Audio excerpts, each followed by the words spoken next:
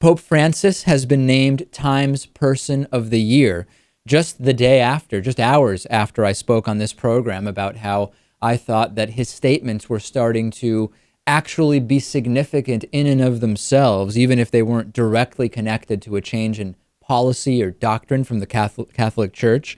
He has been named Times Person of the Year for 2013. Coming in second was Edward Snowden. Pope Francis is the first Jesuit pope, and Times managing editor Nancy Gibbs explained that he is a new voice of conscience. In his 9 months in office, she said, he has placed himself at the very center of the central conversations of our time about wealth and poverty, fairness and justice, transparency, modernity, globalization, the role of women, the nature of marriage, the temptations of power.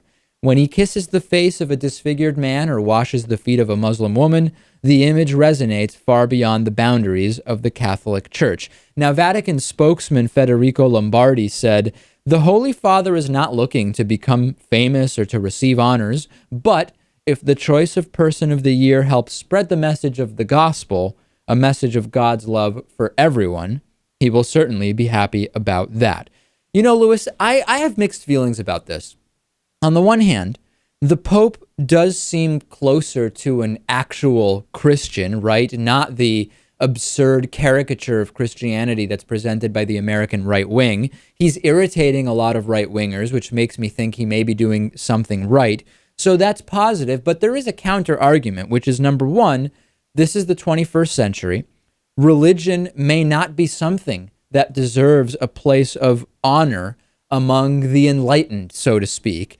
And the fact that this pope seems more progressive relative to other popes is still only relative, and it still leaves the Catholic Church far behind the modern world.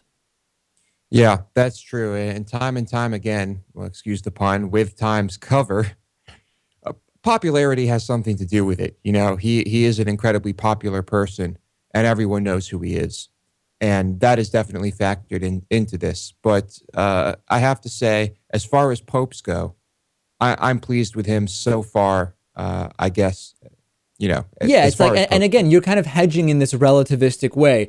For being a pope, and given that the Catholic Church still has a whole list of problems, he's less bad than others have been. But then the question also has to be, Lewis, when we think about Times Person of the Year, who influenced the news more this year? Was it Pope Francis, or did Edward Snowden influence the news more? And I think that there could be a case there to be made for Edward Snowden, even though I've been clear on this program, Lewis, I am no cheerleader of Edward Snowden, given that, like I've said many times, he did not expose crimes. He exposed things maybe people think should be crimes, but I've become increasingly skeptical about Snowden's true motivations. It doesn't really matter, right? It's a question of who influenced news and conversation more, and Snowden did a lot of that.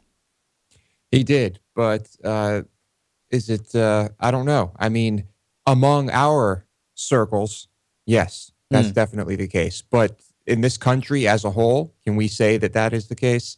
I don't know. Maybe not. Send me your thoughts about Pope Francis as Times Person of the Year.